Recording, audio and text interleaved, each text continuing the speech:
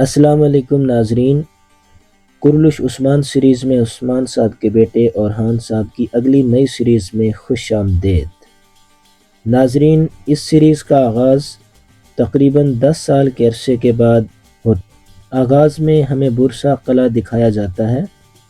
یہاں پر ایک غدار ترک سردار تیکفور اور کماندار کو بتا رہا ہوتا ہے کہ اورحان اس لیے بھی صابر ہے کہ وہ بورسا کے قرب و جوار میں جتنے دیہات اور جتنے قلعے ہیں سب کو ایک ایک کر کے فتح کر چکا ہے، ایک بار بھی اس نے شکست نہیں کھائی، اس لیے وہ بورسا کا مسلسل محاصرہ کیے ہوئے ہے۔ اس کے بعد ہمیں وہ لمحہ دکھایا جاتا ہے جب عثمان صاحب، اورحان صاحب اور علاء الدین صاحب ایک لڑائی میں مصروف تھے اور یہی غدار بورا سردار چھپ کر انہیں دیکھ رہا تھا۔ اورحان صاحب اور علاء الدین صاحب کافروں پر لگاتار حملے کر رہے تھے اور انہیں جہنم واصل کر رہے تھے۔ بورا سردار تیکفور کو بتاتا ہے، جس دن میں نے یہ دیکھا میں سمجھ گیا تھا کہ اپنی گردن پر بھیڑیے کی سانس محسوس کرنے کا کیا مطلب ہے۔ نہ جانے اس کو کہاں سے خبر موصول ہوئی، مجھے نہیں معلوم۔ وہ اپنا پر پھیلا کر جال کی جگہ پر کیسے نمودار ہوا، کیسے ایک شاہین کی طرح اس نے اپنے پنجے پھیلائے، میرے پاس سمجھنے کا وقت بھی نہیں تھا۔ گویا اس کے اور اس کے باپ کا دل یکے بعد دیگرے دھڑک رہا تھا، گویا وہ اور اس کا بھائی ایک ہی سانس لے رہے تھے۔ اس کا باپ اور اس کا بھائی ایک ہی سانس لے رہے تھے، وہ تعداد میں کم اور ان کے بچنے کا کوئی امکان نہیں تھا، لیکن اس نے اپنے باپ اور بھائی کے ساتھ مل کر انہیں جال سے بچایا۔ یہی وہ دن تھا جب میں سمجھ گیا کہ اورحان کائیوں کی تقدیر ہے۔ اورحان اپنے دادا ارطغرل یا اپنے بابا عثمان صاحب جیسا نہیں تھا، اس میں کچھ مختلف تھا، جو کہ سلاطین جیسا دماغ، فہم و فراست اور صبر تھا۔ یہ سب سننے کے بعد تیکفور کہتا ہے، کیا تم یہاں اورحان کو سراہنے آئے ہو؟ تو غدار سردار کہتا ہے، میں تمہارے پاس جنگ جتوانے والی معلومات لایا ہوں، اگر آپ کو مناسب نہیں لگا تو میں جا رہا ہوں۔ یہ سنتے ساتھ ہی فلاتیوس پوچھتا ہے، اورحان کب حملہ کرے گا، اس کے دماغ میں کیا ہے؟ تو غدار بورا سردار جواب دیتا ہے کہ تیاریاں مکمل ہیں، وہ کسی بھی وقت حملہ کر سکتے ہیں۔ اور پھر تیکفور اس سے کہتا ہے، تمہاری جانب سے فراہم کردہ قیمتی معلومات کے لیے میں تمہارا مشکور ہوں۔ پھر ایک سونے کی تھیلی اسے دیتے ہوئے کہتا ہے، تمہارا راستہ کشادہ ہو۔ غدار بورا سردار تھیلی کو لے کر بہت خوش ہوتا ہے۔ اسی دوران فلاتیوس اپنا ہاتھ اس تھیلی پر مار دیتا ہے اور سونے کے تمام سکے گرا دیتا ہے اور اس کا گلا بھی کاٹ ڈالتا ہے، موت کے گھاٹ اتار دیتا ہے۔ یہ سب دیکھنے کے بعد تیکفور بولا، فلاتیوس یہ تم نے کیا کیا؟ تو فلاتیوس کہتا ہے، میں ایسے غداروں کے ساتھ مل کر جنگ نہیں جیتنا چاہتا جو اپنی ہی قوم سے غداری کرنے والا ہو۔ جس نے اپنی قوم کے ساتھ غداری کی وہ ہمارے ساتھ کیا کرے گا؟ تیکفور یہ سن کر فلاتیوس کو تھپکی دیتا ہے اور ادھر بورسا قلعے کے قریب کائی قرارگاہ دکھائی جاتی ہے، جہاں پر تمام سپاہی جنگ کی تیاریوں میں مصروف ہوتے ہیں، ہر کوئی مشقیں کر رہا ہوتا ہے۔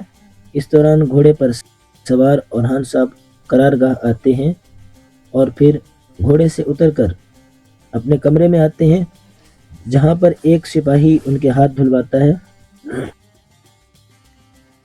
ان سے پوچھتا ہے، آپ کہاں تھے اورحان صاحب؟ اورحان صاحب کہتے ہیں کہ میں خود کو سن رہا تھا۔ اور پھر ساتھ والے کمرے سے کچھ آوازیں سننے کے بعد اورحان صاحب خیمے کی جانب دیکھتے ہوئے کہتے ہیں، خیر تو ہے خلیل؟ خلیل بتاتا ہے کہ سپاہیوں کے سربراہان اور جرگے کے سرداران نے لڑنا شروع کر دیا ہے۔ اورحان کہتا، کیا تم جانتے ہو کارا خلیل، وہ سمجھ رہے ہیں کہ جنگ ان دیواروں کے سامنے ہو رہی ہے، لیکن اصل جنگ اسی مجلس میں ہو رہی ہے۔ مجھے بتاؤ، فصیلوں کا عبور کرنا مشکل ہے یا بابا کے معزز سرداران کو؟ تو خلیل کہتا ہے، جناب آپ کا امتحان یہی ہے۔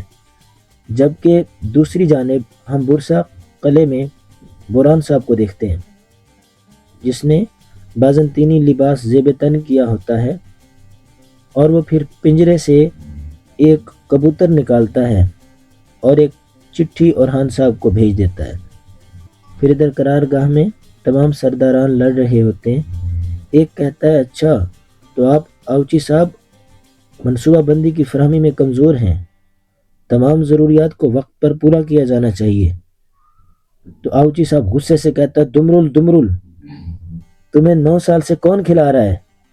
تو اورحان کا ایک سپاہی کہتا ہے 9 سالوں سے جو سپاہی اپنی جان جوکھوں میں ڈال کر اپنے گھروں اور بچوں سے دور رہ رہے ہیں ان کو دیے جانے والا لقمہ تمہیں پریشان کر رہا ہے، اور یہ کیسی بدسلوکی ہے؟ عثمان صاحب کا ایک اور سردار بولتا ہے یہ کیسی بدسلوکی ہے، عثمان صاحب کی مجلس میں یہ کیسی گستاخی ہے؟ اس پر وہ سردار کہتا ہے آپ کو اس بات سے کوئی مطلب نہیں، آپ کو اس بات سے کوئی مطلب نہیں ہونا چاہیے عبداللہ صاحب۔ جبکہ اس دوران اورحان صاحب غصے کی حالت میں اس خیمے کی جانب بڑھ رہے ہوتے ہیں جہاں سردار لڑ رہے ہوتے ہیں، اور اگلے ہی لمحے اورحان صاحب خیمے میں آ جاتے ہیں۔ اورحان صاحب کو دیکھ کر تمام سرداران اپنے سینے پہ ہاتھ رکھ کر ادب بجا لاتے ہیں۔ اورحان صاحب کہتے ہیں اپنا حق معاف کریں، اورحان صاحب کہتے ہیں اپنا حق معاف کریں، بائی کوجا، ترگت الپ، بامسی بیرک، عبد الرحمن غازی، میرے دادا ارطغرل، وہ ہمیں اپنا حق معاف فرما دیں، وہ ہمارا حق معاف کر دیں۔ ہم نے کئی جنگیں لڑیں، کئی جنگوں میں شرکت کی، بہت ساری جنگیں جیتیں، ہم نے کئی قلعے فتح کیے، لیکن ہم بھائی چارے کو بھول گئے، ہم نے اپنا خلوص کھو دیا، ہم ایثار بھول گئے، وہ ہمیں معاف کر دیں۔ تو سب سرداران کہتے ہیں ہمیں معاف کر دیں اورحان صاحب۔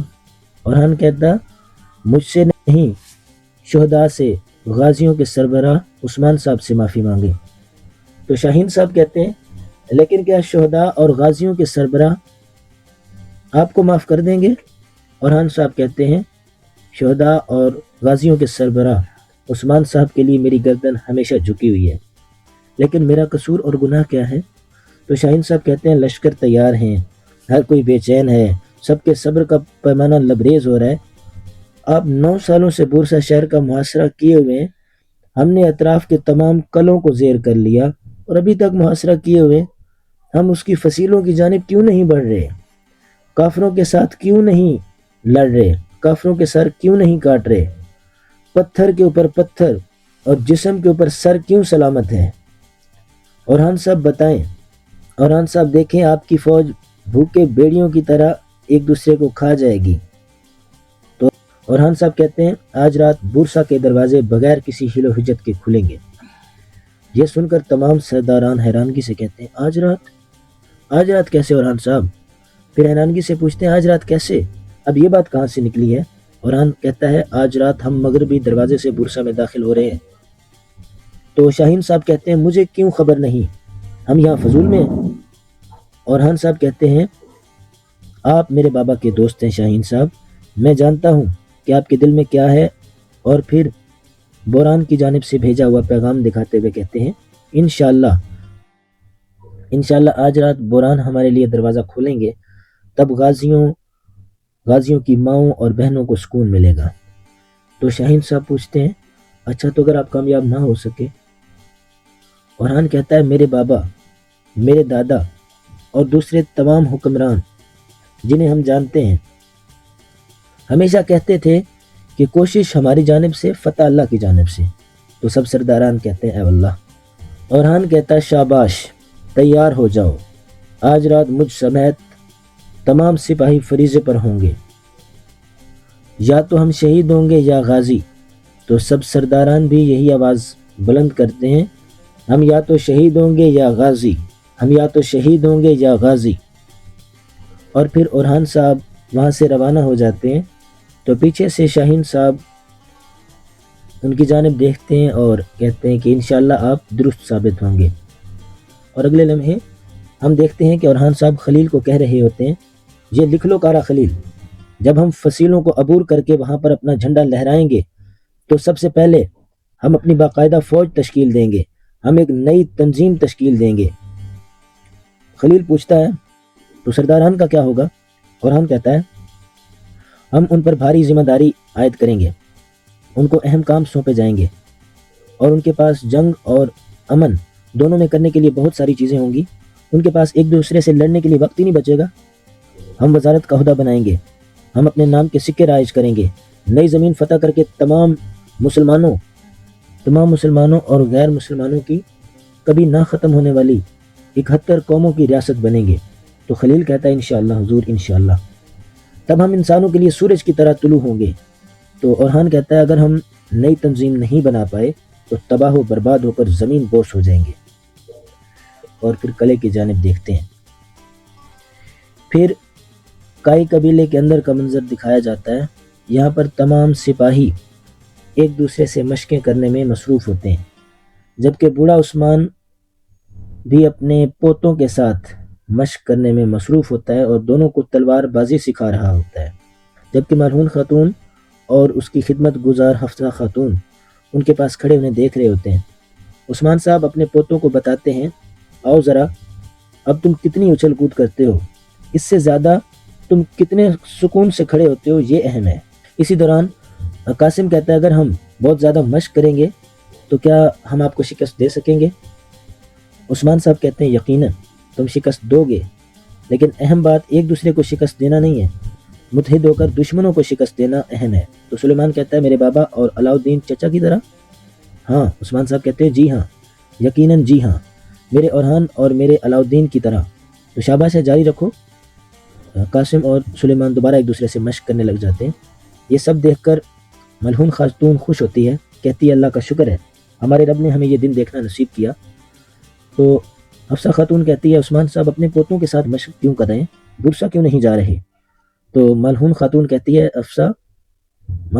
کہتی ہے عثمان صاحب چاہتے ہیں کہ یہ فتح اورحان کے ساتھ علاؤالدین کو نصیب ہو، سرداران بھی ان کا احترام کریں، سردار وہ ہوتا ہے جو اپنی ریاست کو مستقبل تک لے جاتا ہے۔ تاہم اس دوران قاسم سلیمان کی تلوار گرا دیتا ہے اور جیسے اس کی ٹانگ پر وار کرنے لگتا ہے، عثمان صاحب کہتے ہیں رکو رکو رکو رکو، تمہارے بھائی کے اس طرح حملہ کرنے کے لیے تلوار اٹھانے پہ تمہیں اپنا پاؤں اس طرح اٹھا کر، اور پھر عثمان صاحب جیسے ہی اپنا پاؤں اٹھاتے ہیں اور ان کے پاؤں میں شدید تکلیف ہونا شروع ہو جاتی ہے اور وہ آہستہ آہستہ پیچھے ہٹنا شروع ہو جاتے ہیں۔ یہ دیکھ کر سب پریشان ہو جاتے ہیں اور عثمان صاحب اندر آ کر بیٹھ جاتے ہیں۔ دیدار خاتون انہیں پانی دیتی ہے، عثمان صاحب بسم اللہ پڑھ کر پانی پیتے ہیں اور پھر ملہون اپنے پوتوں کو بتاتی ہیں کہ تمہارے دادا عثمان کی ٹانگ بعض اوقات کیوں کمزور پڑ جاتی ہے، کیا تم جانتے ہو؟ تمہارے دادا ارطغرل کی جانب سے سونپی گئی عظیم ترین ریاست کا سارا بوجھ وہ خود اٹھائے ہوئے ہیں، اس لیے۔ اور پھر عثمان صاحب کہتے ہیں اور 1000 سالہ ہجرت کا بوجھ، وقت آنے پر یہ بوجھ تم اٹھاؤ گے۔ ملہون کہتی ہے اتنی مشق کافی ہے، سلیمان اور قاسم کو خیمے میں لے جاؤ۔ اور پھر حفصہ بچوں کو لے کر وہاں سے روانہ ہوتی ہے اور پھر ملہون خاتون عثمان صاحب کے پاس بیٹھ جاتی ہے اور کہتی ہے عثمان صاحب چلو خیمے چلتے ہیں، تھوڑی دیر آرام کر لو۔ عثمان صاحب کہتے ہیں تم سالوں سے میرے ساتھ اس تکلیف کو سہ رہی ہو۔ تو ملہون خاتون کہتی ہے یہ کیسی بات کر رہے ہو، ابھی تو ہم تمہارے ساتھ برسا بھی جائیں گے۔ تو عثمان صاحب کہتے ہیں برسا ایک قدم جتنا قریب اور پوری زندگی جتنا دور۔ امید ہے آپ کو ایپیسوڈ کا خلاصہ سننے میں ضرور مزہ آیا ہوگا۔ ملتے ہیں انشاءاللہ اگلی ایپیسوڈ کے ساتھ، تب تک اجازت دیجیے، اللہ حافظ۔